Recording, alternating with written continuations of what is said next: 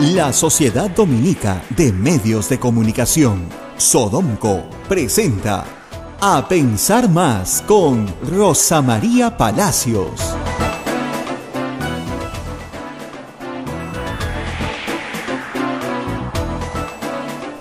Muy buenos días a todos, muchas gracias por acompañarnos en esta programación especial por Fiestas Patrias.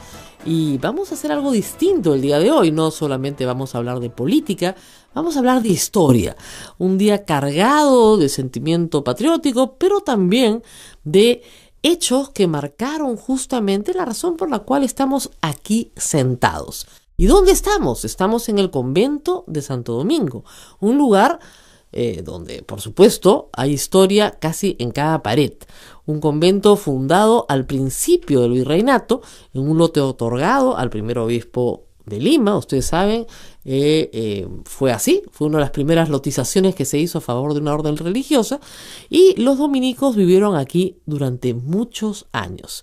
Pero llegó 1816. Yo voy a regresar 200 años atrás. No los voy a llevar a 1821 todavía, porque toda historia tiene un antes, ¿no es cierto? Y la independencia del Perú no brota en 1821, brota de un periodo anterior. He invitado para hablar de la independencia a dos personas especialistas en el tema. Por un lado, el profesor de historia y doctor en historia, Eduardo Torres, y por otro lado, ya en un ataque en nepotismo, a mi hermana, que es historiadora también, máster en historia, y va a hablar con nosotros también de este periodo preparatorio. Y vamos a darle la palabra al doctor Eduardo Torres. ¿Qué pasaba en el Perú hace 200 años? Justamente, probablemente aquí donde estamos sentados, en esta área de la ciudad. ¿Qué se cocinaba? ¿Qué se olía? ¿Qué había alrededor? ¿Por qué ya las voces de independencia llegaban cada vez con más fuerza? Pues bien, gracias por la invitación. Yo me imagino a una Lima muy confundida, con muchas voces, tratando de entender los grandes procesos que se estaban viviendo en Europa y en América Latina en general, ¿no? Muchos creen que los peruanos todos estaban alborozados por la palabra libertad y que la gente ya estaba pues planificando una ruptura con la metrópoli española, y no es tanto así. En esa Lima de 1816 me la imagino con mucha gente, como dije, confundida, tratando de avisorar qué es lo que iba a pasar. Ya se habían producido independencias importantes, estoy hablando de Río de la Plata, lo que sería Argentina, Chile. En Europa el rey español había sido liberado después de mucho tiempo de estar prisionero por las tropas de Napoleón, y resulta que el rey había regresado, pero no había regresado con unos aires muy dados a la libertad, sino que había regresado más bien resentido y con mucho autoritarismo.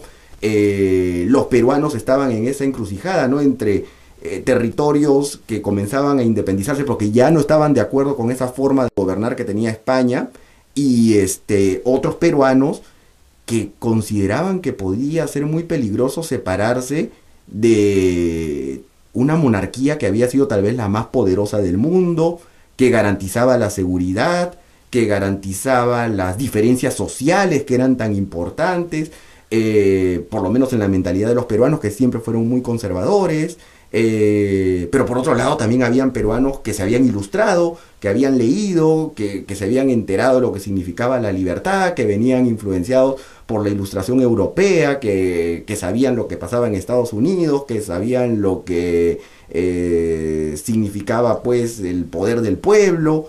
Entonces yo me imagino pues una ciudad mezclada entre la modernidad y la tradición, frente a un panorama internacional complejo, que les proponía un gran problema: vivir de manera independiente, separarse de una monarquía poderosa, comenzar a creer en palabras que antes nunca habían sonado tan fuerte como libertad, igualdad, fraternidad, ciudadanía, república, división de poderes, o tal vez optar por defender lo viejo y seguir defendiendo pues la institución de una monarquía que se creía había sido pues instaurada por Dios en la tierra, ¿no?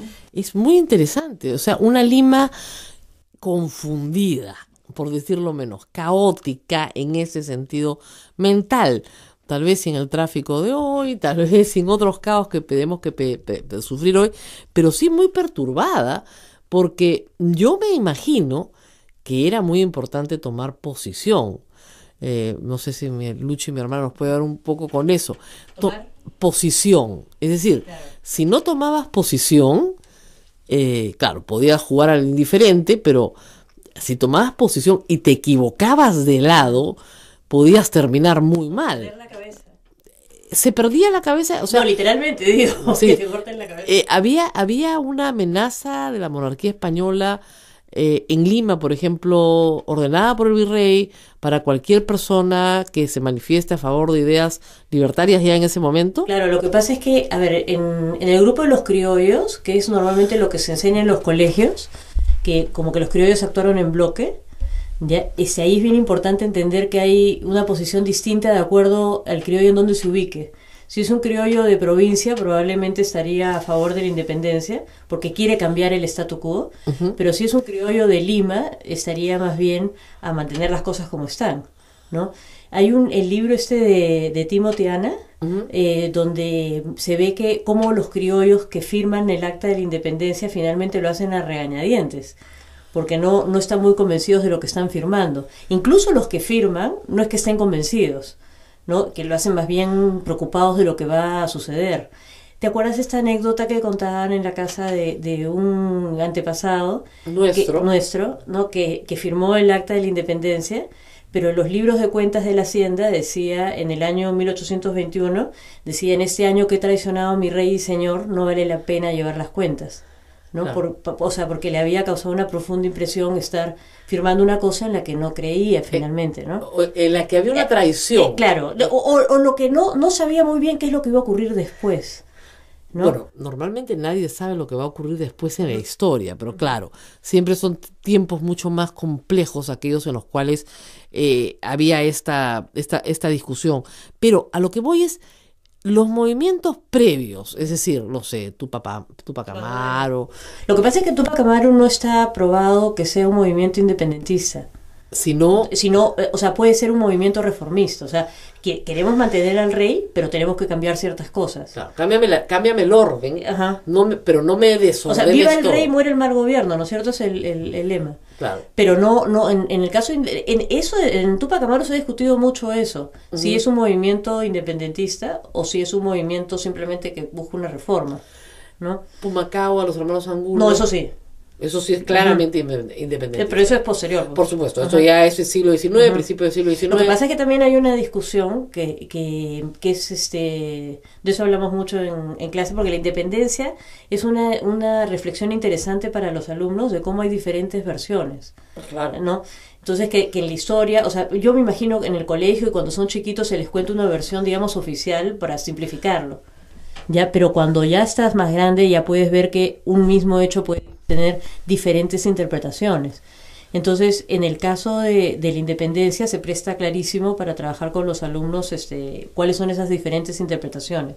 Entonces, por ejemplo, hay una interpretación que dice que la independencia fue toda peleada aquí, ¿no?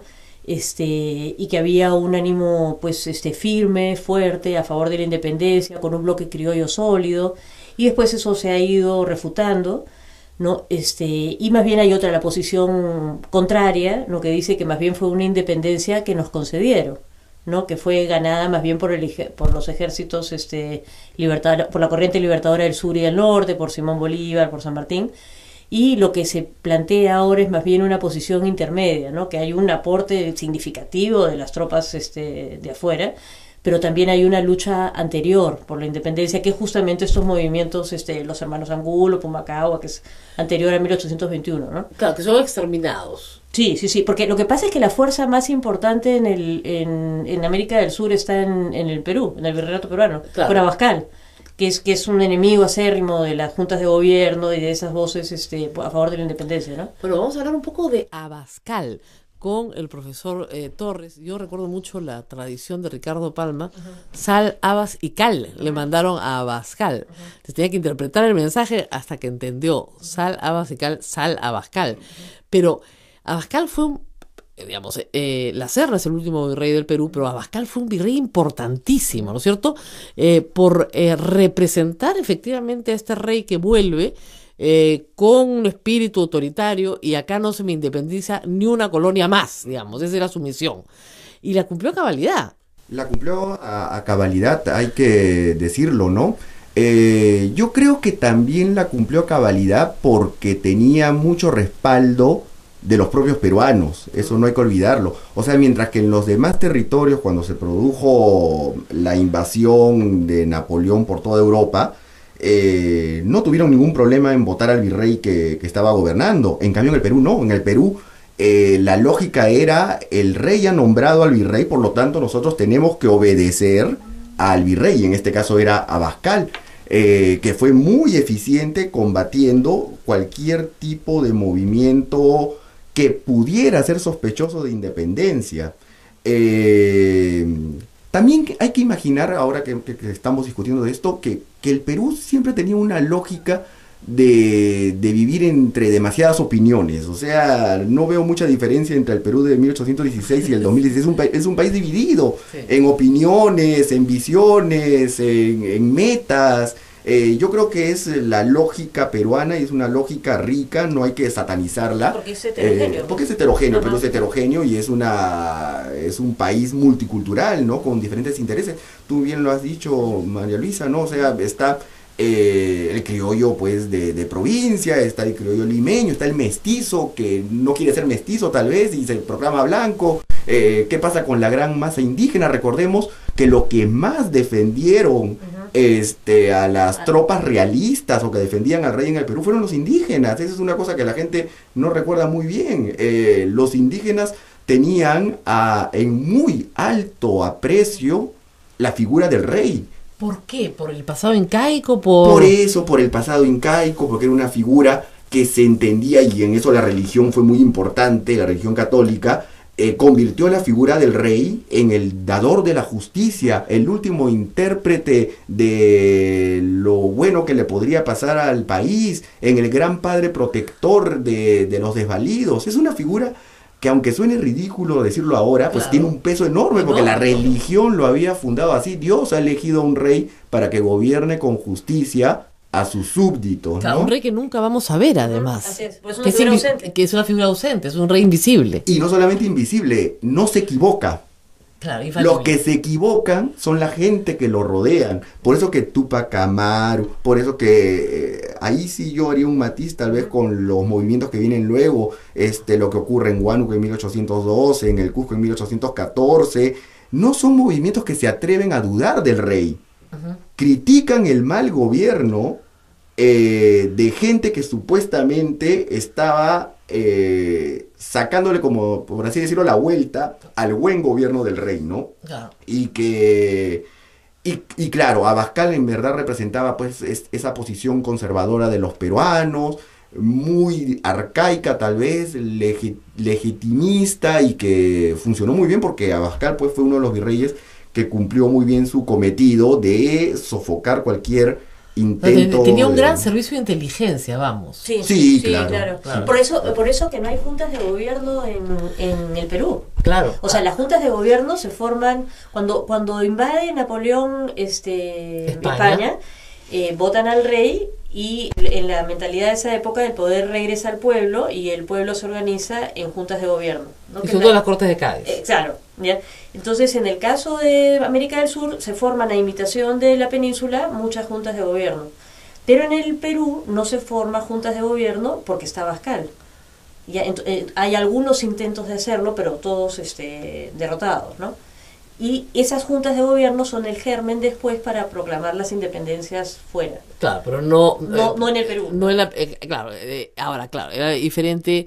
Eran virreinatos mucho más débiles los otros desde el punto de vista militar, entonces era mucho más fácil lograr una independencia en Argentina, claro, y en Chile. Pero lo que pasa es que todos la periferia sabía que si no se lograba la independencia del virreinato del Perú, no valía de nada lo que habían hecho.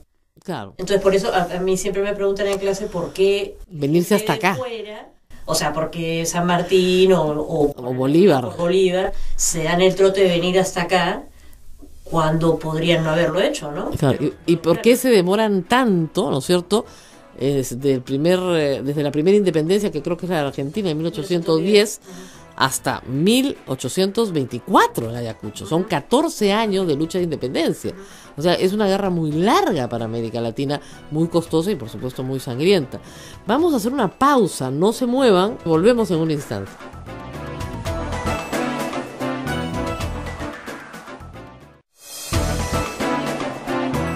Y bueno, seguimos en este programa especial para conversar sobre la independencia del Perú y estamos conversando sobre cómo en 1816 esta ciudad, hace 200 años, mucho más chiquita, por ciento, imagínense ustedes pues una ciudad de 50.000 habitantes, tal vez menos, ¿no? Donde estamos hoy, el convento estaba muy cerca ya de los extramuros de la ciudad y el resto eran chacras que recorrían Lima hasta llegar al río Rima, que en fin, en esta ciudad pequeñita, desde muy cercana al Callao, desde la torre acá que tenemos en el convento, se podía ver claramente los barcos llegar. No había pues noticias y novedades todos los días, no teníamos programación diaria, ¿no? Sino que las noticias llegaban poco a poco de Europa, del resto de América del Sur. La correspondencia era muy importante y era la que permitía tomar las decisiones que finalmente se iban tomando. Tal vez eso explique que la independencia haya demorado 14 años, doctor Torres, porque claro, o sea, hoy sería inconcebible una guerra de independencia tan larga, ¿no? En realidad hay una cuestión muy interesante que tampoco nos hemos puesto a pensar, y es que fue durante el gobierno del virrey Abascal en que acá aparece una figura que es determinante para la historia del Perú, que es la opinión pública. Eso es a raíz de que en España, cuando el rey seguía prisionero de las fuerzas españolas, hay una junta de gobierno, que es la famosa Junta de Cádiz, que quiere reunir a todos los representantes de las colonias para gobernar en nombre del rey. Entonces ahí Abascal se subordina a esa junta de gobierno y envía representantes. Pero lo que nadie esperaba, y esa es una cuestión interesantísima, es que esa junta era extremadamente liberal. Proclamó la libertad de prensa, abolió la palabra indio, proclamó la idea de nación, abolió una serie de impuestos, abolió la Inquisición, que tenía pues como 350 años en el Perú. Entonces la gente comenzó a probar la libertad. Entonces todo fue más rápido, porque cuando hay libertad, el tiempo, la vida se acelera, ¿no? Los periódicos comenzaron a salir. La constitución que crean las Cortes de Cádiz, la famosa PEPA, así se llamaba en América, pero llega a América, por cierto, pero no es que incendie la pradera, claro, comienza a movilizar a la gente, decir, sí, pues podríamos opinar sobre esto, ¿no? Podríamos tener una posición distinta. Es que se multiplican los periódicos y yo que he estudiado, por ejemplo, el movimiento de Huánuco, Huánuco, que era una zona de frontera alejadísima de Lima, las noticias están ahí en plena ebullición, están muy, muy enterados porque todo viene por Argentina, todo viene por la ruta de lo que actualmente es Bolivia, están muy al tanto de lo que está pasando en España. Es una cosa muy interesante que debería estudiarse, no se ha estudiado tanto, ¿no? Cómo este poder que tiene la opinión pública ya es imparable. Es impresionante. ¿Cuál es el periodo exacto de Huánuco? 1812.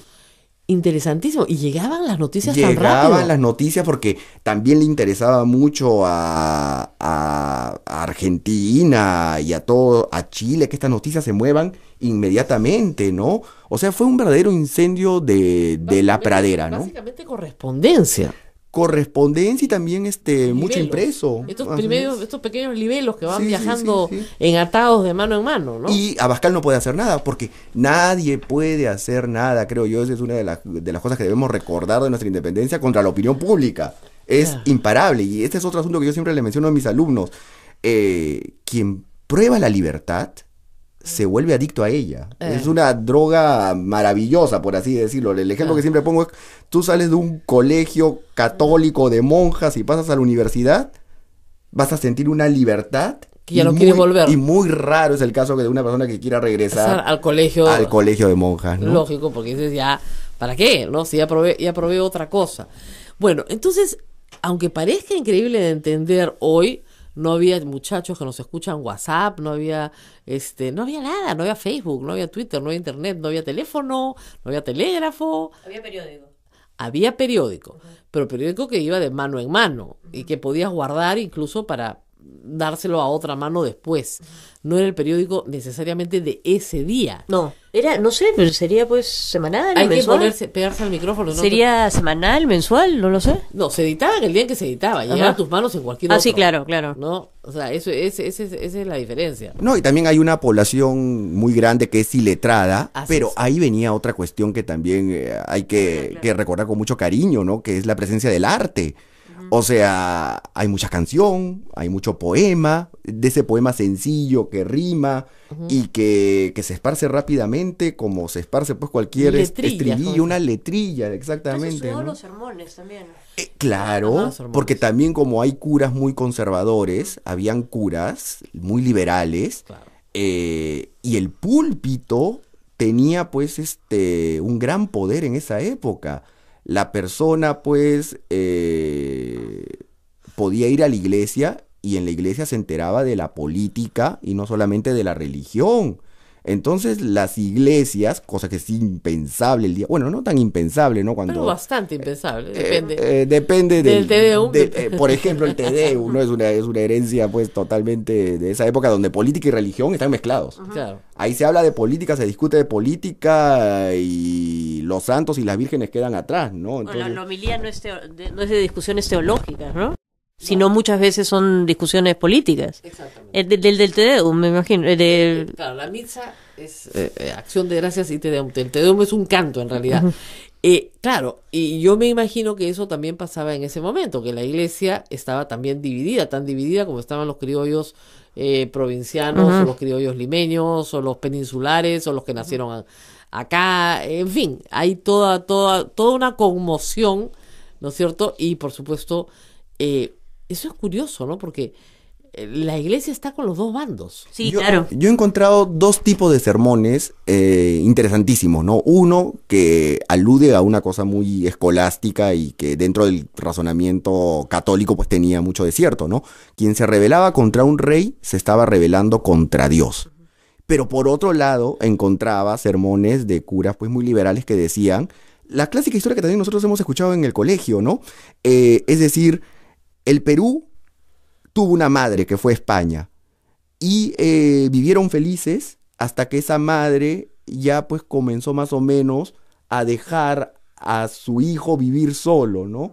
Y que ya era un proceso natural que los hijos dejaran la casa. Que había un derecho natural a la independencia. Y que había un derecho natural a la independencia, que le agradecíamos todo lo que quisiéramos a España, pero que llegó el momento de que el Perú viviera su vida pues adulta, ¿no? Ahora, hay una cosa interesante, lo que ustedes dicen, claro, hay una opinión pública, pero hay una gran población que no sabe leer y escribir.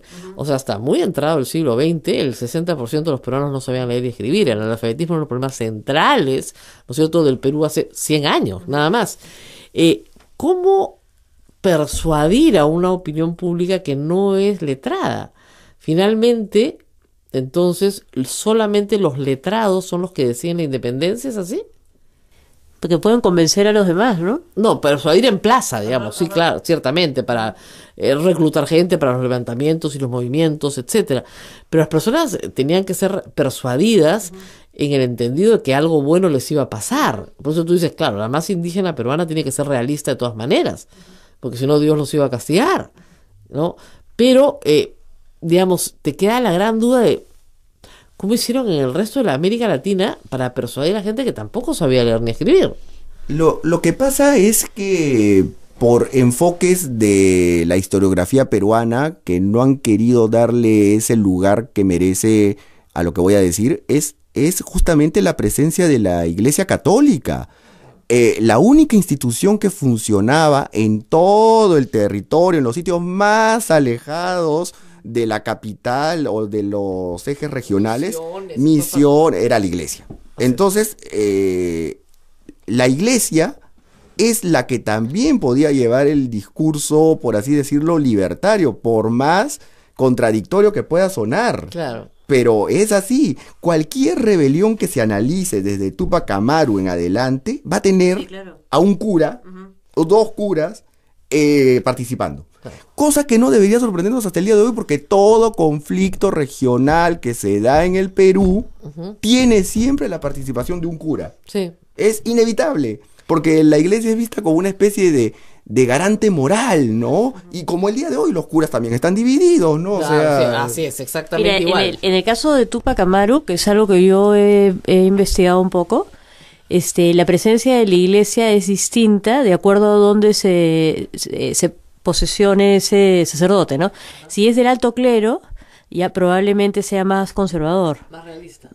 No, No, pero en el caso de ese Túpac momento, Amaru es en contra de Túpac Amaru, ¿no? Claro. Pero si es del bajo clero, como está más cercano a la población, probablemente sea a favor de Túpac Amaru, porque ve el sufrimiento de la gente común. Claro. Entonces, en el caso, por ejemplo, de Túpac Amaru, en el Moscoso, que es el obispo, está en contra de la rebelión, pero al comienzo da un apoyo inicial, me parece, y después ya se pone en contra, y en el caso del bajo clero sí estaban a favor de la rebelión.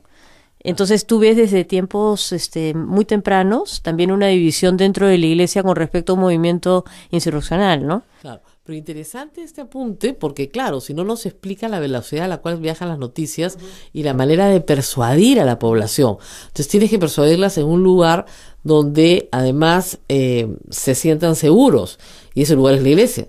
Es el lugar por definición seguro dentro de la colonia y aún hoy. Entonces tú ibas a la iglesia y en la iglesia, digamos, la homilía servía, el sermón servía para discutir las nuevas ideas. No, además la separación entre la cuestión teológica y temporal, que, o sea, entre la iglesia y el Estado, que es tan clara hoy, No era clara. no era clara en esa época, Claro, estaba no mucho había más mezclado. Claro, no había ninguna separación, para ser exacto. Éramos un Estado confesional hasta 1933, hasta la Constitución del 33. Entonces, no había mucha separación, ¿no? Era un componente importante. Bueno, nos vamos acercando a 1821, pero tenemos que hacer la pausa, me indican. En 2 minutos, o sea que podemos ir acercándonos más. Bueno, llega San Martín, la historia la conocen hasta los niños, entra por Paracas, ¿no? Avanza a Huaura, ahí declara la independencia por primera vez, y luego llega a Lima, en una fecha como la que estamos celebrando en estos días. Y si uno lee el acta de la independencia, cosa que no hacen en los colegios, uno nota cierto temor, por decirlo de alguna manera. No sé qué lectura tienen ustedes. Algo así es: nosotros que estamos aquí, estamos recibiendo un señor que ha venido de allá, que nos dice que, bueno, vamos a ser independientes. No hay como que nosotros que hemos luchado. El texto es muy extraño en realidad, ¿no? Lo que pasa es que también tenemos que pensar en algo, ¿no? Tal vez alejarnos un poco de la imagen que nos han contado en el colegio, que San Martín llega vestido de rojo y blanco, que se echa debajo de la palmera y ve pasar a los flamingos. Es un cuento de Valdelomar. De Valdelomar. Claro, ¿no? Sí, es un cuento de Valdelomar. O una reseña de Valdelomar, ¿no? Pero en realidad San Martín pues llega con un ejército de 4.000 personas, que no es poca cosa, y estamos hablando de extranjeros, argentinos y chilenos. Entonces, eso asusta, eso impresiona, y nadie había llamado a San Martín. O sea, la gente piensa que se le hizo una invitación formal, que se le pidió que llegue. Alguien hasta podría decir que es una invasión, ¿no? Claro.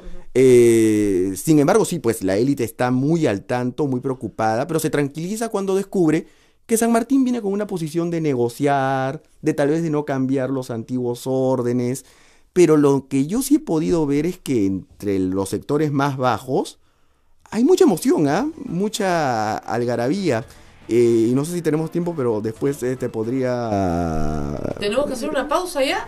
Me indican que sí, no se muevan, quedamos en el momento emocionante que siempre es necesario para que ustedes regresen después de la pausa para hablar de cómo se recibió San Martín y lo que significó San Martín, y por supuesto después pasaremos por Bolívar y lo que pasó después de la independencia. Nos vamos a la pausa y volvemos.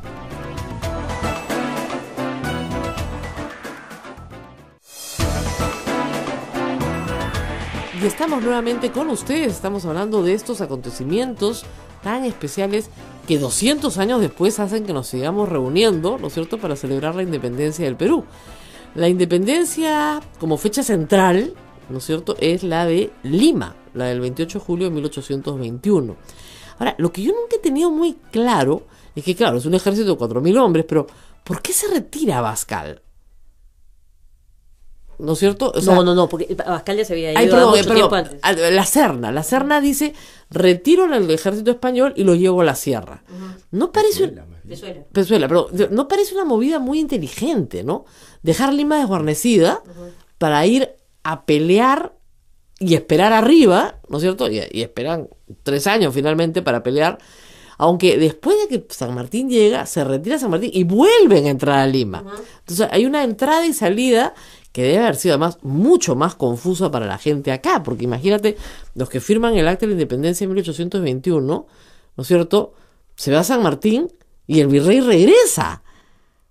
Pero mira, es interesante porque las batallas decisivas en 2 acontecimientos muy importantes en la historia republicana, que han sido las batallas por la independencia y la guerra con Chile, las batallas finales se han librado en la sierra. ¿Así? Claro, porque pegarse más la arriba. campaña de la Breña es en la sierra y Junín y Ayacucho es en la sierra. O sea, que tú dices que finalmente las campañas decisivas de la historia de la República del Perú Se han librado en la sierra. Claro. Sí, no en la costa.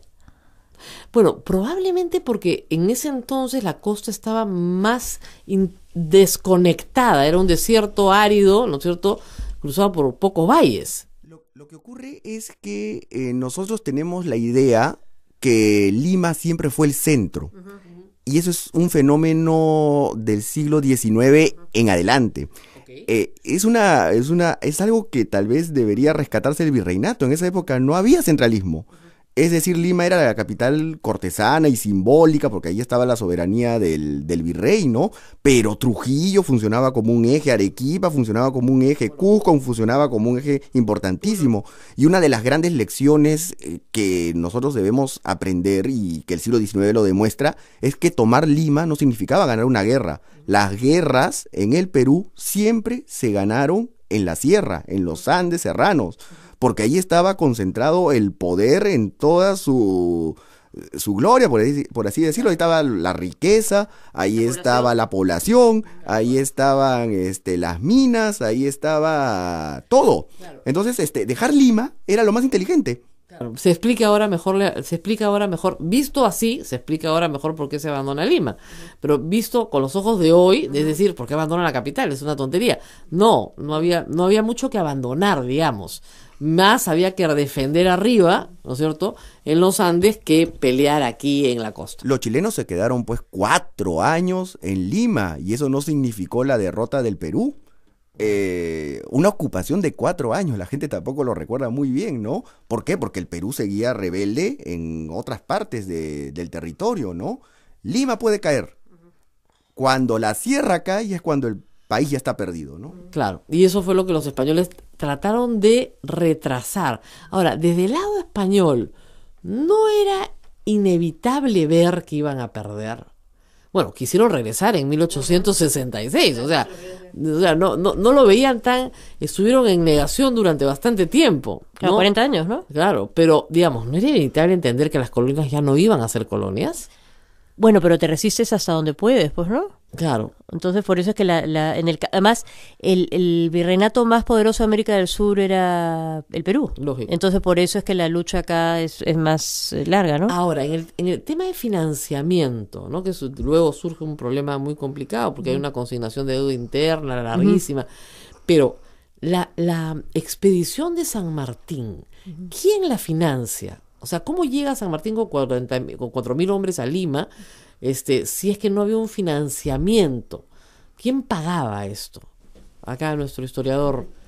Lo que pasa es que ese es el lado feo, pues, ¿no?, de esta historia. Las guerras cuestan, y cuestan mucho, y más aún cuando son guerras de ocupación. O sea, mantener a un ejército fuera del territorio al que pertenece es carísimo. Entonces, ¿cuál es la solución? Pues algo que la gente no quiere pues recordar, ¿no? El famoso cupo, muy forzado, a las élites, la prestación de dinero que se pagan a través de bonos. Que se pagarán después. Décadas después. Claro, el guano paga la deuda. Así es. La deuda de dependencia. O saqueo. Claro. Saqueo del que no quiere pues apoyar a... Ahora, yo pienso transportar 4.000 hombres por mar, ¿no es cierto? Imagínate, de Valparaíso al Callao, requiere una flota importante, ¿no? No, y problemas económicos que tuvo San Martín porque salió peleándose con Lord Cochrane justamente Claro. por una cuestión de dinero. O sea, Claro. no le pagaban a Lord Cochrane Claro. y él pues creo que se fue o tuvo serios problemas, ¿no? Entonces era una situación pues compleja, ¿no? ¿Por qué los peruanos aceptaban eso o por qué lo toleraron? Porque en realidad pues después San Martín mostró ese afán de querer negociar y decir ya, tal vez lo mejor sea la independencia, pero trataremos de no cambiar las estructuras sociales. Exactamente, mantengamos una monarquía. Mantengamos una monarquía para América, que en realidad no es que estuviera loco San Martín, como mucha gente piensa, sino que dijo, fíjense, yo lo que veo acá, y que también lo vio Bolívar después, es el caos. Veo el anarquismo. Lo que voy a ver es unas colonias independientes anárquicas y tenemos que crear alguna estructura gubernamental que sea ordenada. Ninguno de los dos tuvo éxito, por cierto. Mira, cuando San Martín se fue del Perú, le dijo al Congreso, no he traído las palabras porque son Sí. bien bonitas, que espera que no se desate una anarquía en el país. Claro. Ya, porque que depositen su fe en el Congreso, creo que algo así dice. Ya, porque si no lo hacen, la anarquía los va a devorar. La ¿no? anarquía los va a devorar, sí me acuerdo de esas palabras. Ya, y Bueno, o sea, lo que dice se cumple después, porque la primera etapa, o sea, la república inicial, cuando yo le estudio con los alumnos, Es es un imposible. caos. Es o un sea, caos. es bien difícil de entender. siempre le preguntas, ¿quién fue el primer presidente del Perú? Un Dep- momentito. claro, depende. ¿No? Ajá. ¿Rivagüero o Torretagle? Entonces comienza el lío.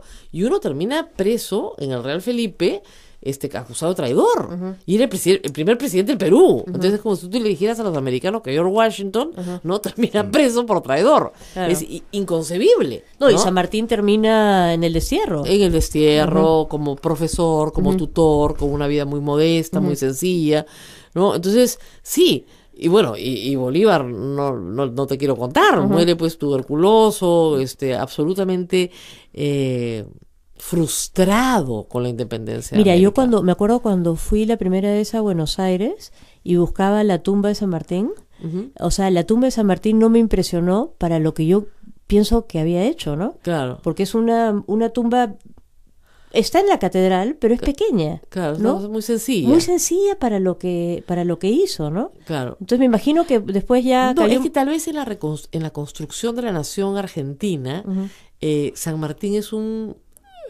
hombre muy lejano, porque la nación argentina se construye con las migraciones, ¿no? Con las grandes migraciones europeas.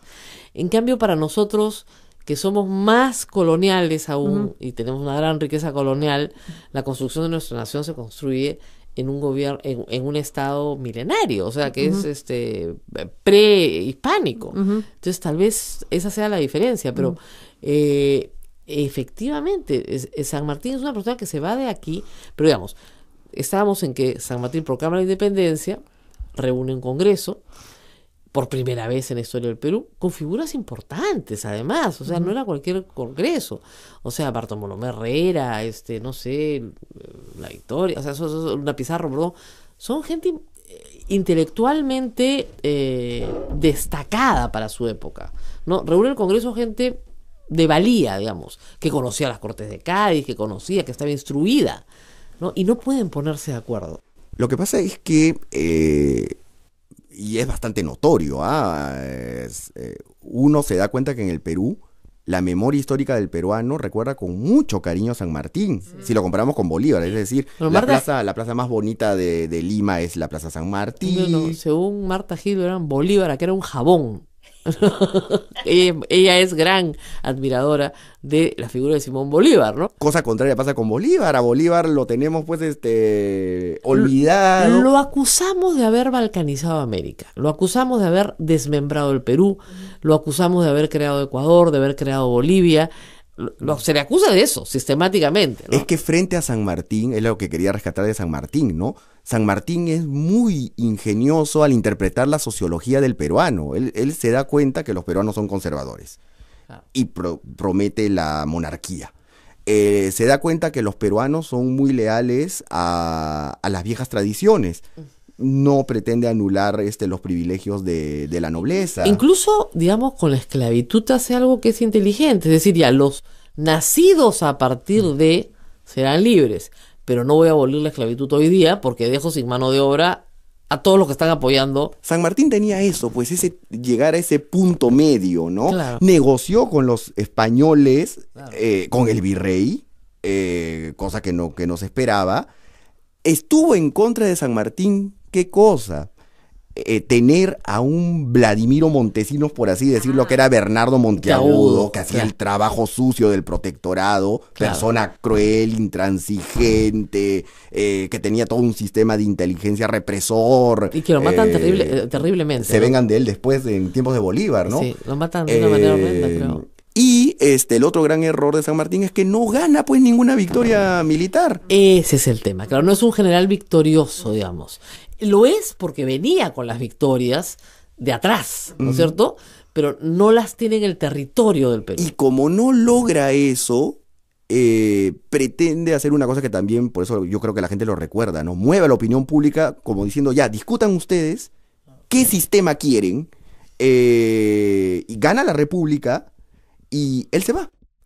Y gana la República por una cuestión también muy interesante. Lo que pasa es que nadie compara con lo que está pasando en Europa. Es 1823. Claro. En 1823 la monarquía española estaba en una crisis tan tremenda, tan patética, tan ruinosa, que ya la monarquía no era garantía de nada. Entonces los peruanos dicen, ya, si nos quedamos con esta monarquía que no es garantía ni de justicia, ni de poder, ni de hegemonía, mejor optemos por este experimento que nos propone. Este experimento llamado República, Llamado ¿no? República. Que sale realmente del diálogo de los diálogos de Platón. O sea, no hay otro referente salvo los Estados Unidos. Claro, porque en Estados Unidos ya se había aplicado la La- división de poderes, pues. Claro, pero Y la República. pero ¿no? era muy nuevo. Ujú. Era muy nuevo. La Constitución de Estados Unidos es 1783. La Constitución Constitución del 1783, me parece. Claro, entonces tendría pues 30, Años. 40 Ujú. años, no había más, con un presidencialismo también muy incipiente, que no adopta finalmente el Perú, en fin. Vamos a hacer una pausa, porque ya llega Bolívar, no nos hemos olvidado de él, San Martín ya está a punto de irse. Yo solamente quiero recordar que la primera disposición que da el Congreso es la prohibición de la contratación de parientes, 1821. En el año 2016 tenemos el mismo problema y lo seguiremos teniendo. Vamos a una pausa y volvemos.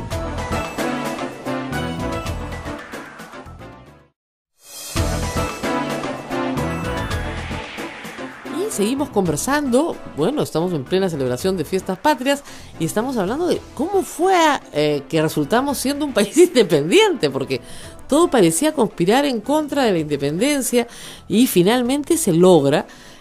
Claro, estábamos en la parte anterior señalando que San Martín sale del Perú y le dice en 1823, ya 2 años después de estar acá, o año y medio en realidad, miren, decidan de qué forma quieren gobernarse. El Perú decide gobernarse como una república, Una república además unitaria. unitaria. Claro, de ahí sale la famosa frase de firme y feliz por la unión, y regresa Bolívar, entra Bolívar luego de la famosa conferencia de Guayaquil, ¿no es cierto? Donde 2 soles no pueden brillar en un mismo cielo, que es lo que nos enseñan en el colegio. ¿Es Y- una frase cierta? ¿Será ¿Eduardo? cierta? Yo creo que Es una tradición. es una tradición, pero resulta que recoge el contenido de lo que pasó ahí, porque realmente fue eso. San Martín, no sé si con esas palabras, le dice que él quiere terminar la guerra solo. Entonces, es que Bolívar es el equivalente criollo y en pequeña escala de Napoleón. O sea, él se revestía de libertad, pero sus métodos eran pues imperialistas y Autocráticos. autoritarios y autocráticos. ¿Te acuerdas esa copla de nos libramos de... cambiamos mocos por babas? ¿No sabías esa? Hay una copla de cuando Fernando se fue y vino Bolívar, Claro. no hicimos más que hacer más que cambiar mocos por babas, Claro. una cosa así. Claro, porque para el pueblo era... O sea, el rey por Bolívar rey era por lo mismo Bolívar. por el autoritarismo, ¿no? Claro, Lo que pasa es que de nuevo se vuelve a repetir otro de estos males de la política que es actual y que tiene su germen ahí. Es decir, cuando hay una situación de crisis, hay que apoyar el autoritarismo, ¿no? Ah. Hay que entregarnos al autoritarismo porque una sola persona tiene que resolver los problemas de todos nosotros, ¿no? Y a Bolívar lo llaman como dictador del Perú, o sea, con ese Claro, título. claro, O sea, Con el título de dictador del Perú, no protector como San Martín, que es una figura no más amable, sino como el Porque es protector de la independencia. Claro, No, porque él no quiere proclamarse presidente, sino Claro. protector de la independencia. claro. Y Bolívar viene como dictador del Perú. Y dictador perpetuo, creo, ¿no? Aquí hay una constitución que es la constitución vitalicia, ¿no? Claro, que se hace en dictador el tiempo vitalicia. de... Sí, es la no, pero esa la hace al final, cuando ya gana la guerra. Pero lo que ocurre es que el Congreso se autodisuelve. Claro, O sea, le da el poder absoluto a Bolívar. así es. Y el hombre con poder absoluto, pues terminó la guerra, claro que sí, porque ahí cualquier síntoma de oposición era pues, Bolívar no iba con medias tintas, fusilaba, perseguía, la aristocracia de Lima que antes había estado con San Martín y más o menos tuvo que refugiarse, tuvo que escapar. Hubo un grupo de los que llamó godos que los mandó a Rey Felipe. O sea, acá el que tenga dudas o murmuraciones, para allá, ¿no? Y encarceló, persiguió, efectivamente, digamos, no tuvo contemplación con Torretagle. Y Torretagle es un personaje extraño cuando uno está leyendo el inicio de Historia de la República de Basadre, porque si uno trata de ver sus grandes traiciones, no eran tampoco grandes traiciones, eran más bien dudas, era dubitativo respecto de lo que debía pasar con el Perú, como la tenían, me imagino que en ese momento miles de peruanos, pero que al ser él el presidente, pues termina siendo encarcelado y muerto. Entonces, en este caos llega Bolívar, muy enfermo, eso hay que decirlo. Finalmente él no está en Ayacucho, Ayacucho lo gana Sucre, ¿no es cierto? Él está en Pativilca muriéndose con una tuberculosis gravísima, y finalmente en 1824 el Perú firma, bueno, no el Perú, toda América firma la capitulación de Ayacucho. Y lo que era interesante, hemos conversado con mi hermana antes, es que si uno ve la cantidad de gente que pelea en los bandos realista y patriota, la mayoría de los peruanos iba por el bando realista. Eso no es impresionante. ¿Por qué? La mayoría de la tropa peruana era realista. Y la tropa patriota era colombiana, básicamente, venezolana, colombiana, gran colombiana, si se quiere, ¿no? Porque era una sola patria en ese entonces. ¿Cómo se puede explicar esto? Bueno, me imagino que en esa época la estadística sería el 60% de la población era indígena. Ah, ok. Entonces, el mayor grueso de la población que salía a combatir, literalmente a combatir, era pues una población indígena. Y después vamos a ver, eso ha sido también estudiado, que luego ya en la República hay grupos indígenas que quieren que regrese la monarquía, como también hay en lo que es ahora Ayacucho, los iquichanos justamente se rebelan porque quieren la figura del rey. Entonces Bolívar, yo creo que Bolívar con su imposición, con su poco trato diplomático, sin tratar de entender la sociología peruana, pues cometió, creo que, un gran error político, ¿no? Tanto así que se logró la independencia, sí, pero dejó una herencia, pues, de autoritarismo, de emuladores de Bolívar, que son los caudillos, y este intento de él mismo ambicioso de proclamarse, pues, dictador vitalicio del Perú, o sea... Ahora, le hace un gran daño, digamos, a toda la República del siglo XIX, porque hasta Pardo no tenemos un presidente civil. 1871. Dos. O sea, tienen que pasar casi 50 años para que tengamos un presidente civil, porque además todos los anteriores son personas que han luchado en la independencia del Perú, ¿no? Hasta Castilla, que Castilla lucha también en la independencia del Perú. Castilla lucha en la independencia del Perú. Nace en Tarapacá y lucha en la independencia del Perú. Sí, incluso creo que Castilla tenía un hermano en el bando realista. Claro, que eso es lo que ocurre, pues. Que Y él estaba en el bando patriota. Claro, en la misma familia hay hermanos que están en el bando realista y otros en el bando Bueno, patriota. como me parece lógico en una independencia, o sea, divide a la familia, ¿no? O sea, miren ustedes lo que es la política en el último periodo electoral, ¿no? Las familias se dividen también. Claro. Entonces, ¿qué es lo que pasa normalmente con el Perú? Pero lo que es interesante de esta conversación es que el germen de el péndulo entre el autoritarismo, ¿no es cierto?, y la vía democrática siempre ha estado presente en la historia del Perú desde que empezó. Sí. Ese es trágico, ¿no? Y Eduardo tiene un ensayo sobre el autoritarismo en el Perú. Mejor que lo cuente, Eduardo. No, en realidad lo que en ese libro traté de demostrar es que mucho de la herencia virreinal continúa pues vivo hasta el día de hoy, justamente por lo que tú mencionas, ¿no? Porque el experimento republicano, democrático, liberal era tremendamente revolucionario para una sociedad que se había desenvuelto durante 400 años dentro de los parámetros de una monarquía, ¿no? Entonces, venir a decir que todos somos iguales es una cosa que hasta el día de hoy no mucha gente cree y lo vivimos pues a diario, ¿no? Decir, yo le pregunto a mis alumnos, ¿no? ¿Quién gobierna en el Perú cuando empezamos la clase? Todos me dicen, Ollantumala. Respuesta equivocada, el Perú no lo gobierna Ollantumala, lo gobiernan 3 poderes, del cual Ollantumala es una parte del poder ejecutivo, ¿no? Es una cosa que jamás se va a entender, ¿no? Es muy complicado que lo entiendan, ¿no? Porque hay la figura también de esa idea de que todo lo va a solucionar una persona, un mesías, que es lo que hablamos de Trump hace poco tiempo. Sí. Pero Trump ha aceptado su mensaje de aceptación. Estábamos hablando de la política norteamericana y vuelve al tema del autoritarismo mesiánico.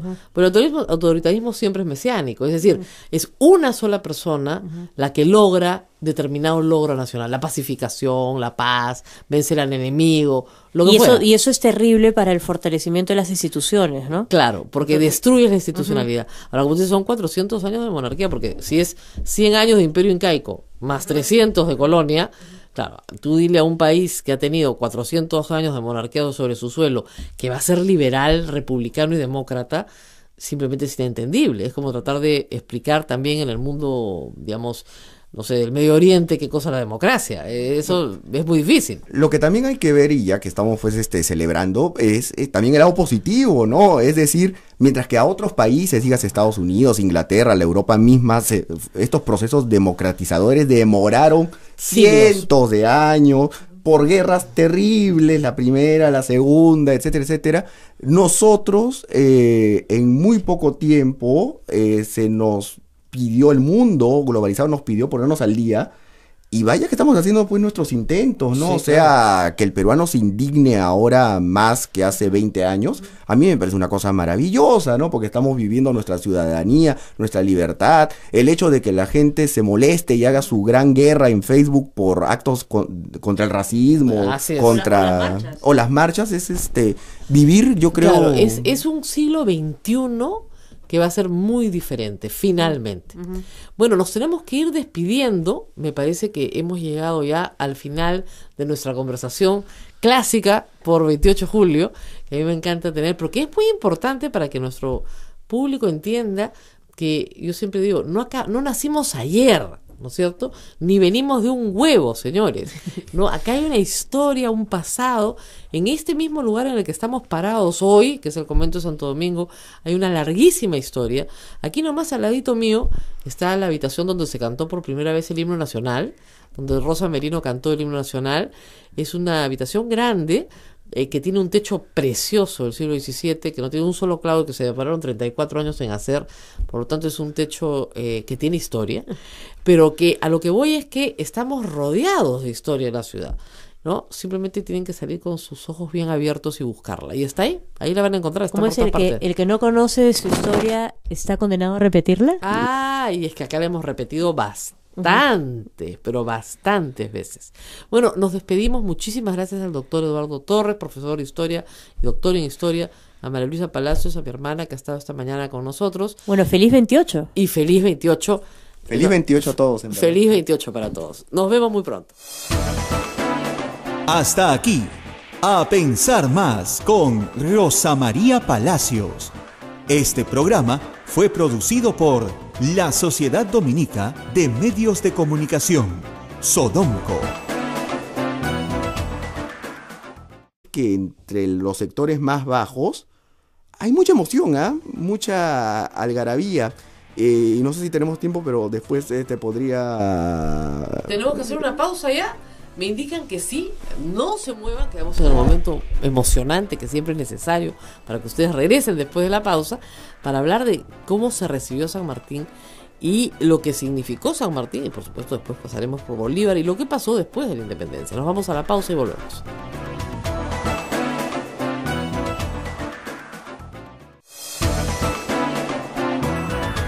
Y estamos nuevamente con ustedes, estamos hablando de estos acontecimientos tan especiales que 200 años después hacen que nos sigamos reuniendo, ¿no es cierto?, para celebrar la independencia del Perú. La independencia como fecha central, ¿no es cierto?, es la de Lima, la del 28 de julio de 1821. Ahora, lo que yo nunca he tenido muy claro es que, claro, es un ejército de 4.000 hombres, pero ¿por qué se retira Abascal? ¿No es cierto? O sea, no, porque Abascal ya se había ido perdón, mucho tiempo antes. La Serna dice, retiro el ejército español y lo llevo a la sierra. No parece Pezuela, pero no parece una movida muy inteligente, ¿no?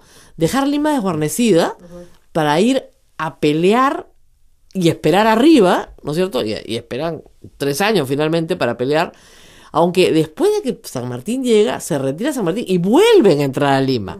Entonces hay una entrada y salida que debe haber sido además mucho más confusa para la gente acá, porque imagínate, los que firman el Acta de la Independencia en 1821, ¿no es cierto?, se va a San Martín y el virrey regresa.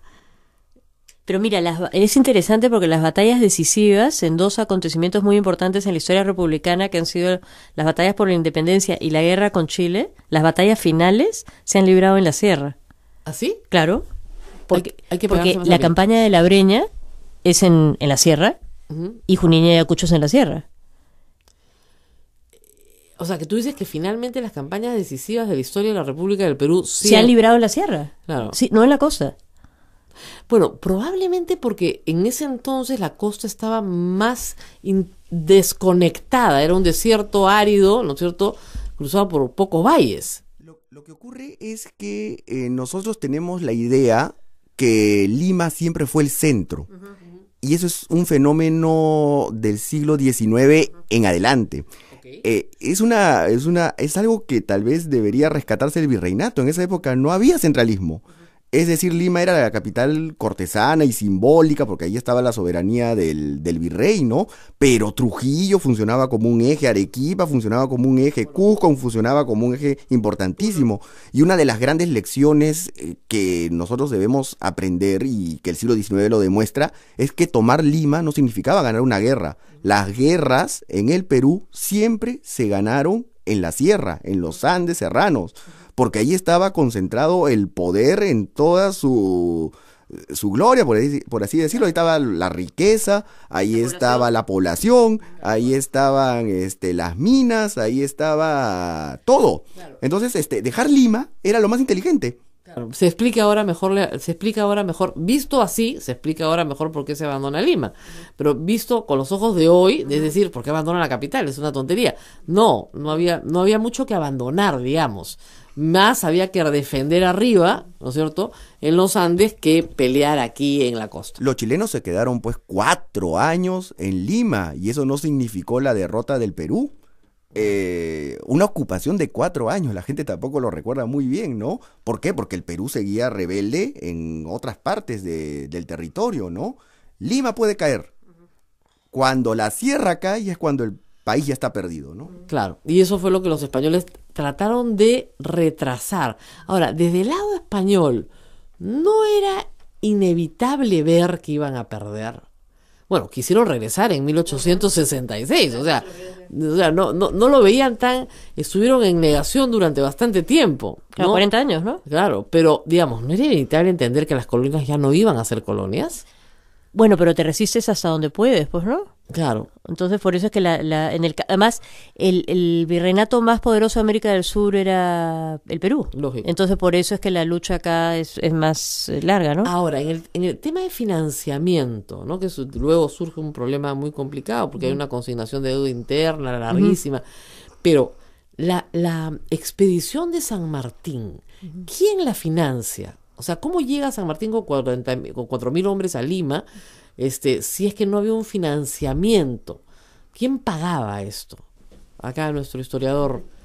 Lo que pasa es que ese es el lado feo, pues, ¿no?, de esta historia. Las guerras cuestan, y cuestan mucho, y más aún cuando son guerras de ocupación. O sea, mantener a un ejército fuera del territorio al que pertenece es carísimo.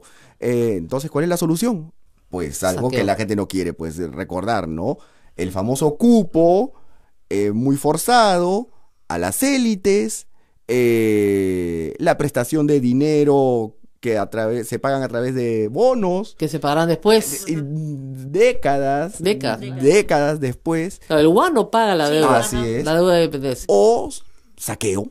Claro. Saqueo del que no quiere pues apoyar a... Ahora, yo pienso, transportar 4.000 hombres por mar, ¿no es cierto? Imagínate, de Valparaíso al Callao, requiere una flota importante, ¿no? No, y problemas económicos que tuvo San Martín porque salió peleándose con Lord Cochrane justamente Claro. por una cuestión de dinero. O sea, Claro. no le pagaban a Lord Cochrane Claro. y él pues creo que se fue o tuvo serios problemas, ¿no? Entonces era una situación pues compleja, ¿no? ¿Por qué los peruanos aceptaban eso o por qué lo toleraron? Porque en realidad pues después San Martín mostró ese afán de querer negociar y decir ya, tal vez lo mejor sea la independencia, pero trataremos de no cambiar las estructuras sociales. Exactamente, mantengamos una monarquía. Mantengamos una monarquía para América, que en realidad no es que estuviera loco San Martín, como mucha gente piensa, sino que dijo, fíjense, yo lo que veo acá, y que también lo vio Bolívar después, es el caos. Veo el anarquismo. Lo que voy a ver es unas colonias independientes anárquicas y tenemos que crear alguna estructura gubernamental que sea ordenada.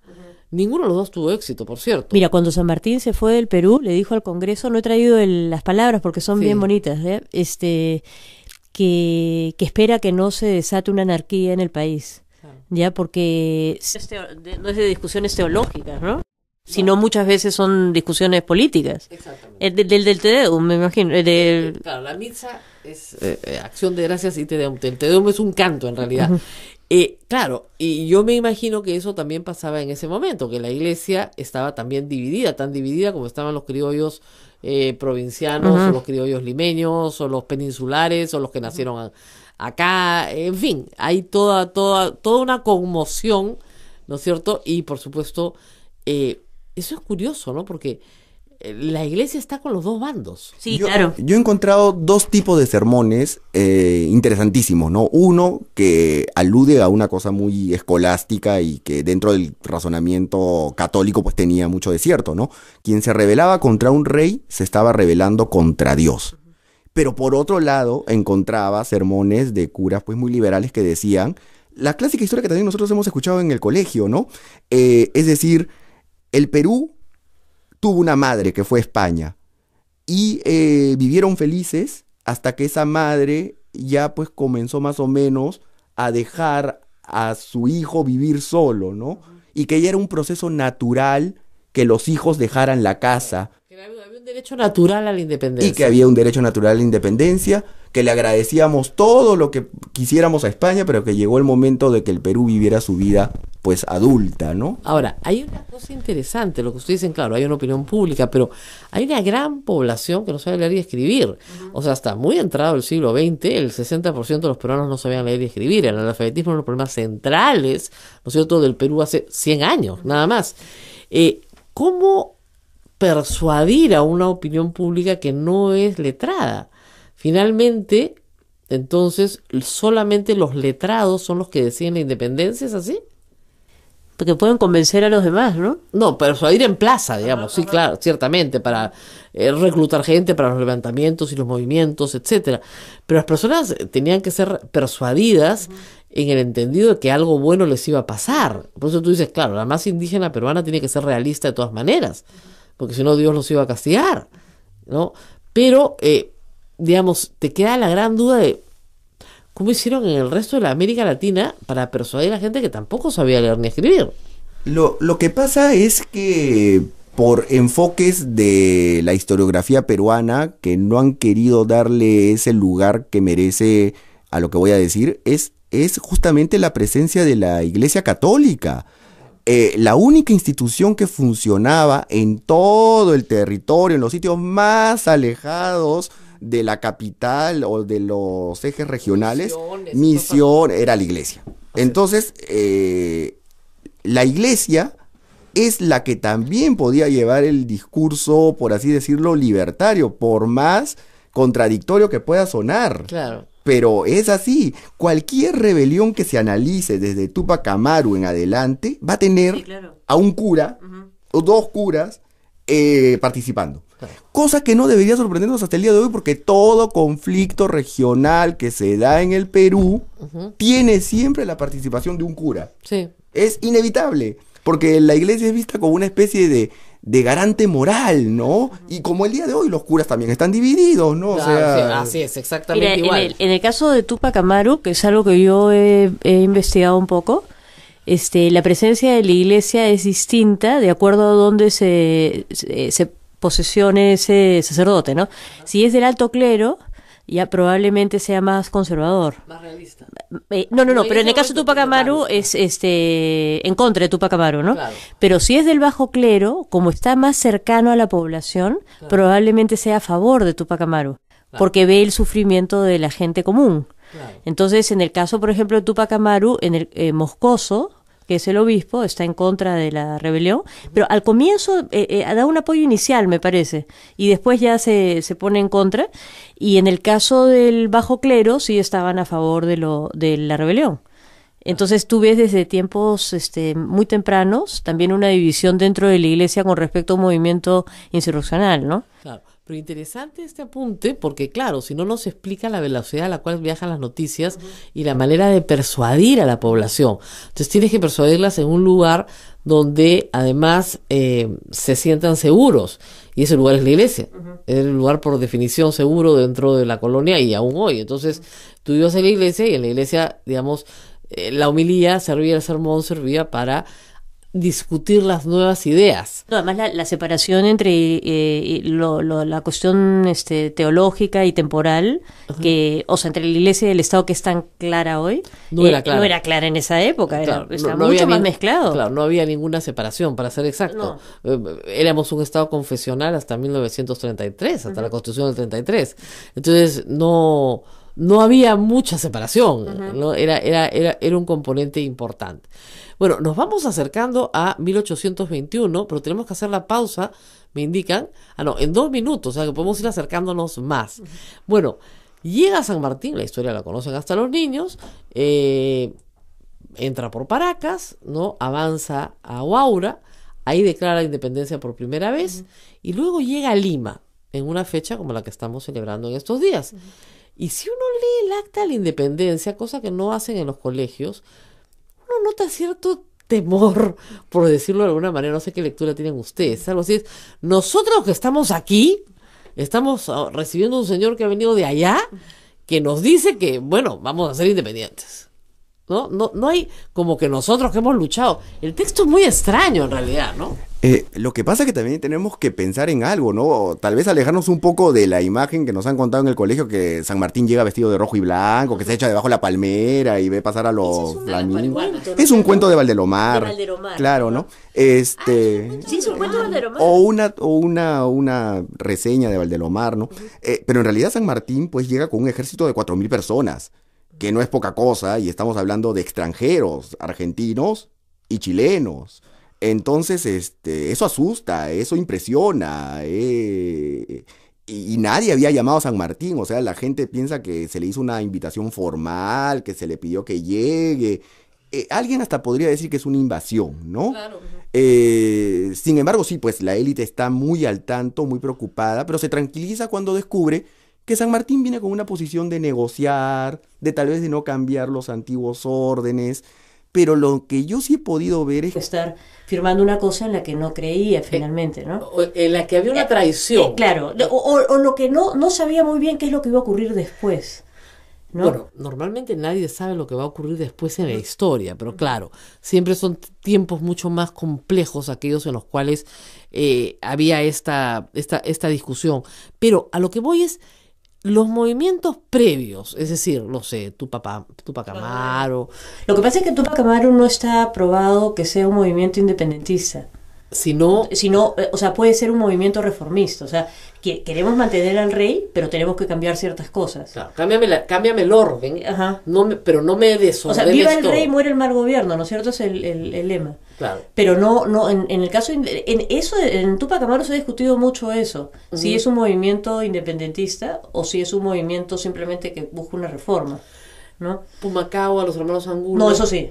Eso sí es claramente independiente. Pero eso es posterior. Por supuesto, esto ya es el siglo XIX, principio del siglo XIX. Lo que pasa es que también hay una discusión que es de eso hablamos mucho en clase, porque la independencia es una reflexión interesante para los alumnos de cómo hay diferentes versiones. Claro. ¿No? Entonces que en la historia, o sea, yo me imagino en el colegio y cuando son chiquitos se les cuenta una versión, digamos, oficial para simplificarlo. Ya, pero cuando ya estás más grande ya puedes ver que un mismo hecho puede tener diferentes interpretaciones. Entonces, en el caso de la independencia se presta clarísimo para trabajar con los alumnos cuáles son esas diferentes interpretaciones. Entonces, por ejemplo, hay una interpretación que dice que la independencia fue toda peleada aquí, ¿no? Y que había un ánimo pues firme, fuerte, a favor de la independencia, con un bloque criollo sólido, y después eso se ha ido refutando, ¿no? Y más bien hay otra, la posición contraria, ¿no? Que dice que más bien fue una independencia que nos concedieron, ¿no? Que fue ganada más bien por los ejércitos por la corriente libertadora del sur y del norte, por Simón Bolívar, por San Martín.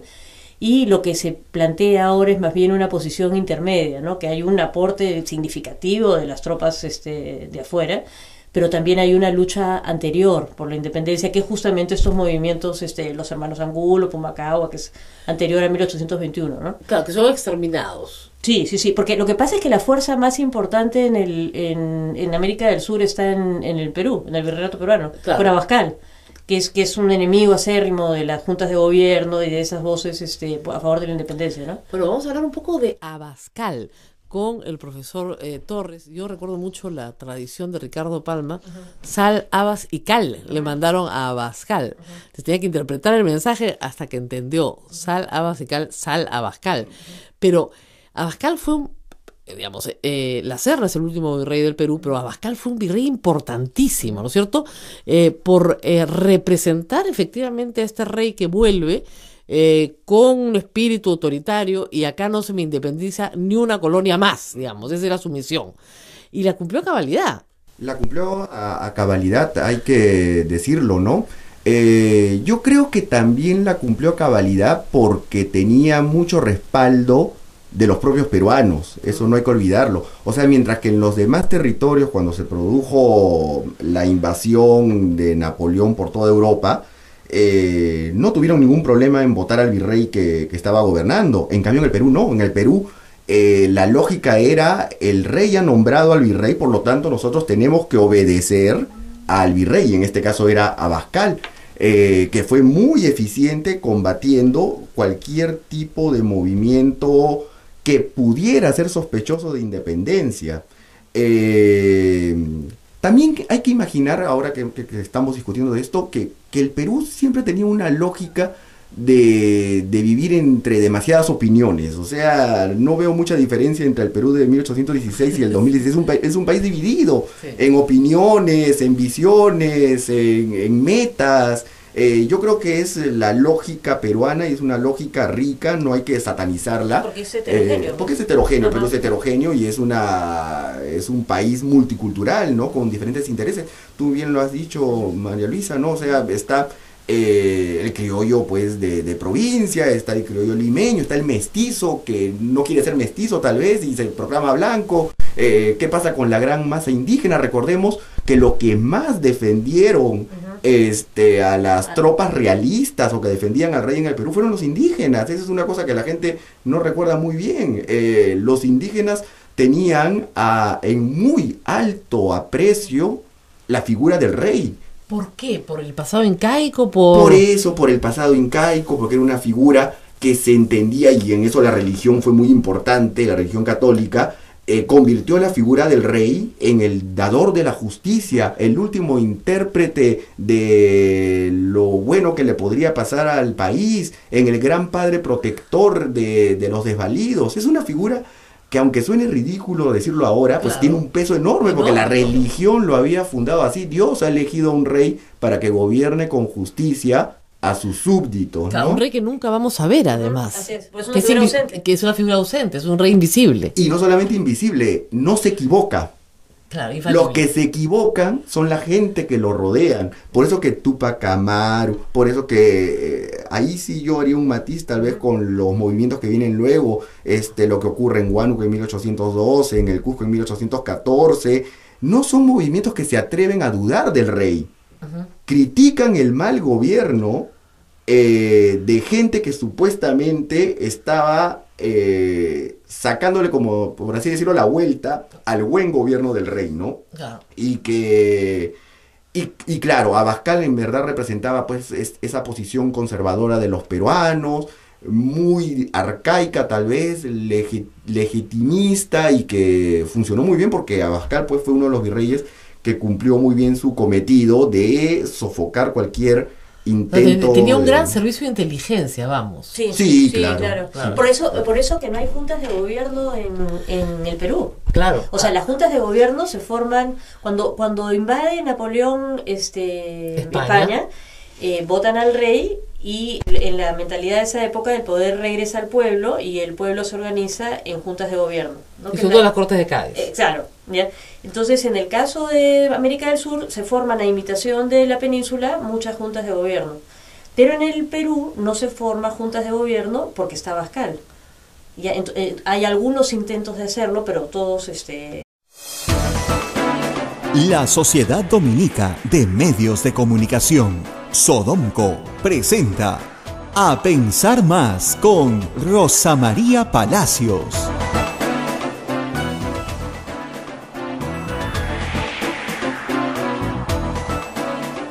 Muy buenos días a todos, muchas gracias por acompañarnos en esta programación especial por Fiestas Patrias.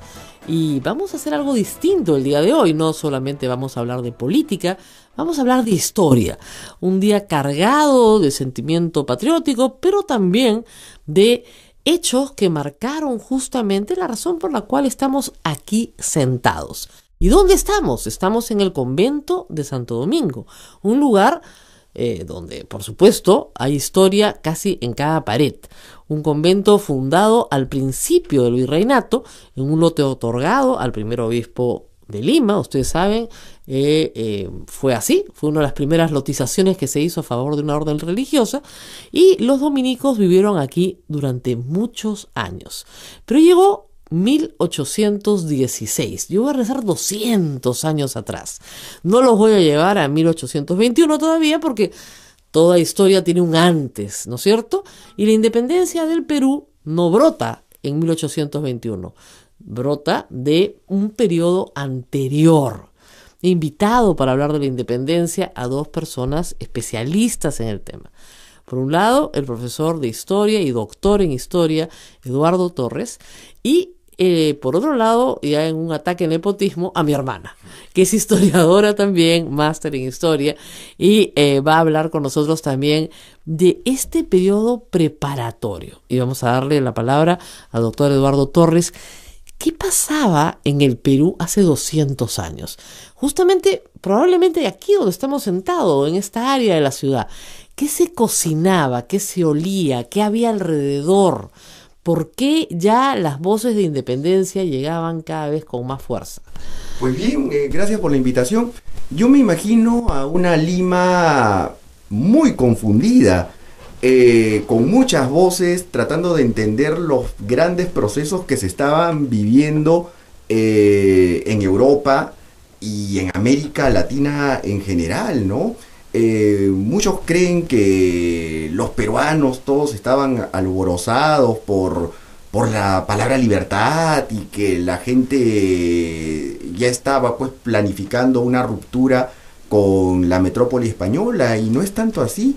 En esa Lima de 1816 me la imagino con mucha gente, como dije, confundida, tratando de avisorar qué es lo que iba a pasar. Ya se habían producido independencias importantes, estoy hablando de Río de la Plata, lo que sería Argentina, Chile. En Europa el rey español había sido liberado después de mucho tiempo de estar prisionero por las tropas de Napoleón, y resulta que el rey había regresado, pero no había regresado con unos aires muy dados a la libertad, sino que había regresado más bien resentido y con mucho autoritarismo.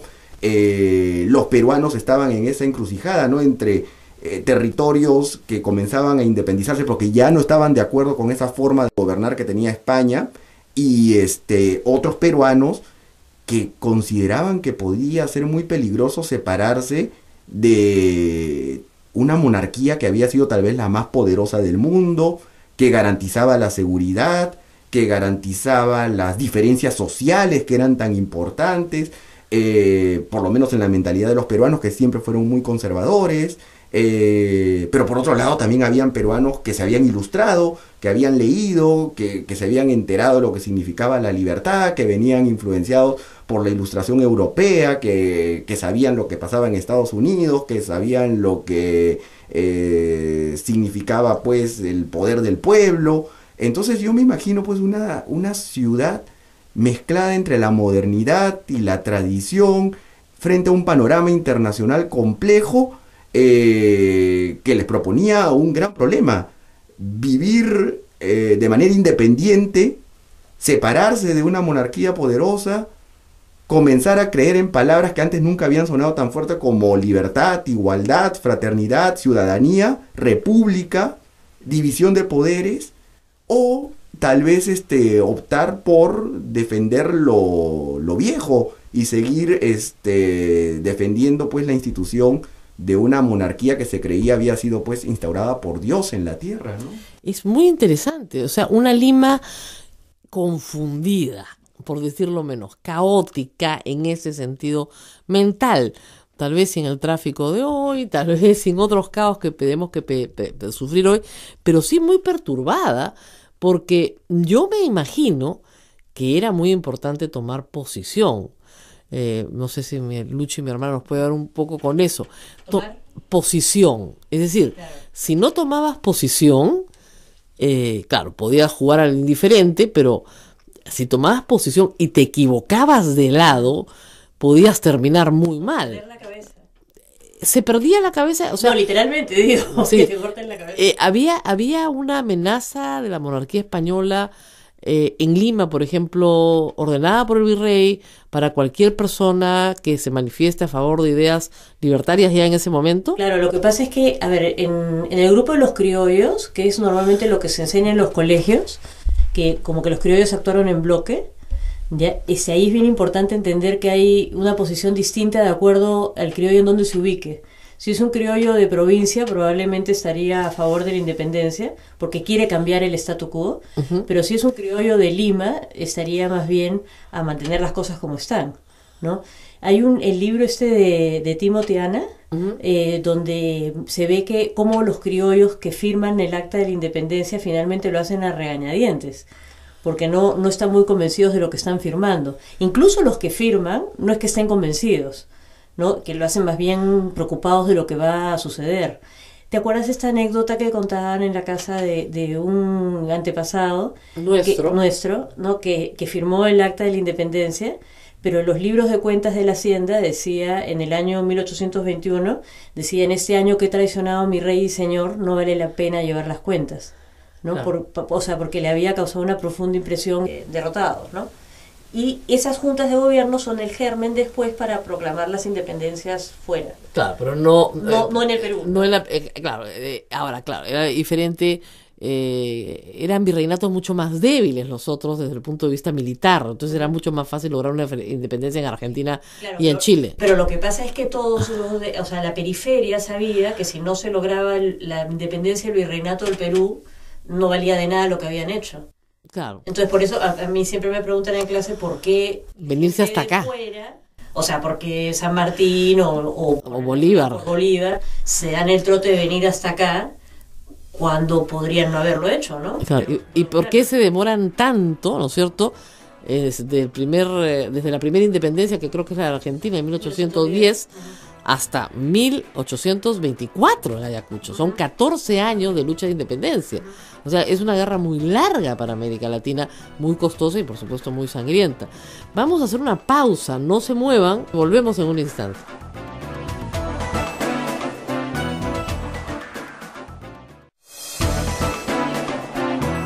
Y bueno, seguimos en este programa especial para conversar sobre la independencia del Perú y estamos conversando sobre cómo en 1816 esta ciudad, hace 200 años, mucho más chiquita, por ciento, imagínense ustedes pues una ciudad de 50.000 habitantes, tal vez menos, ¿no? Donde estamos hoy, el convento estaba muy cerca ya de los extramuros de la ciudad y el resto eran chacras que recorrían Lima hasta llegar al río Rima, que en fin, en esta ciudad pequeñita, desde muy cercana al Callao, desde la torre acá que tenemos en el convento, se podía ver claramente los barcos llegar.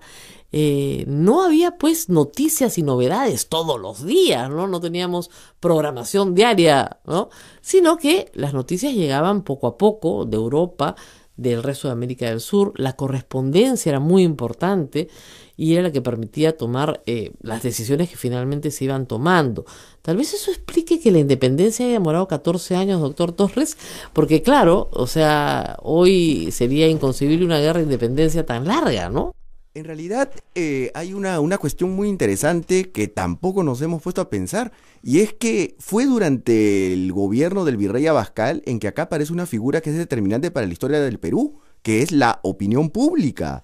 Eso es a raíz de que en España, cuando el rey seguía prisionero de las fuerzas españolas, hay una junta de gobierno, que es la famosa Junta de Cádiz, que quiere reunir a todos los representantes de las colonias para gobernar en nombre del rey. Entonces ahí Abascal se subordina a esa junta de gobierno y envía representantes.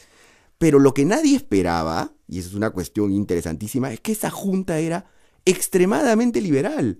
Proclamó la libertad de prensa, abolió la palabra indio, proclamó la idea de nación, abolió una serie de impuestos, abolió la Inquisición, que tenía pues como 350 años en el Perú.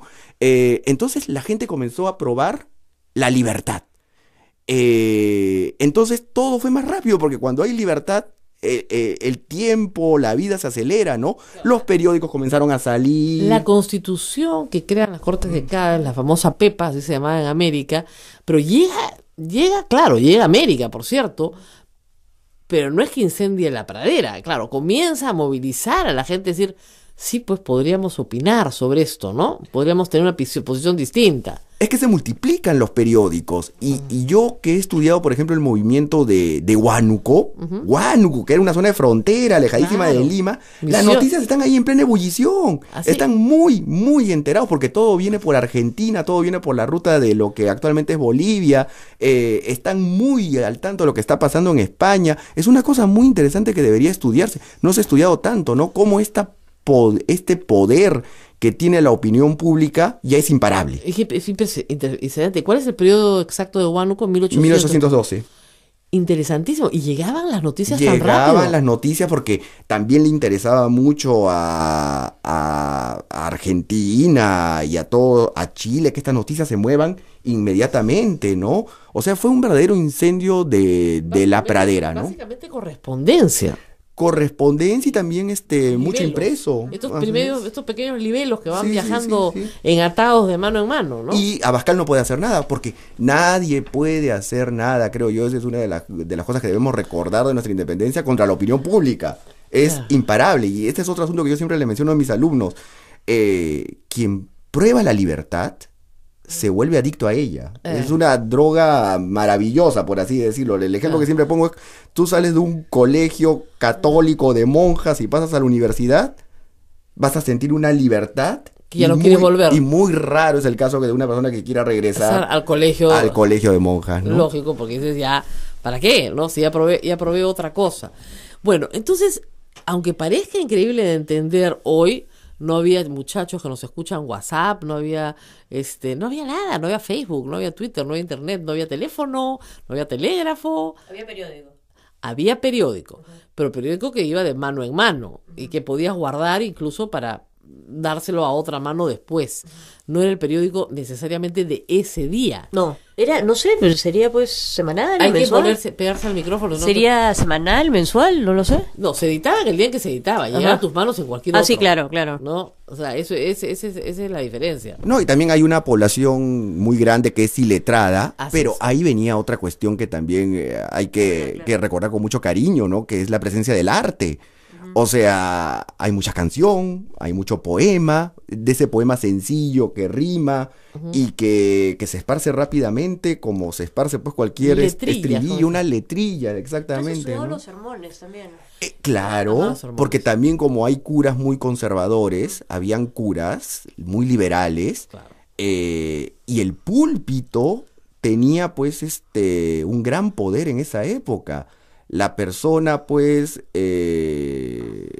podía ir a la iglesia y en la iglesia se enteraba de la política y no solamente de la religión. Entonces las iglesias, cosa que es impensable el día, bueno, no tan impensable, ¿no? Cuando, Pero bastante impensable, depende. Depende del Te Deum. por ejemplo, el Te Deum, ¿no? Es una herencia pues totalmente de esa época donde política y religión están mezclados. Claro. Ahí se habla de política, se discute de política y los santos y las vírgenes quedan atrás, ¿no? Entonces, Bueno, la homilía no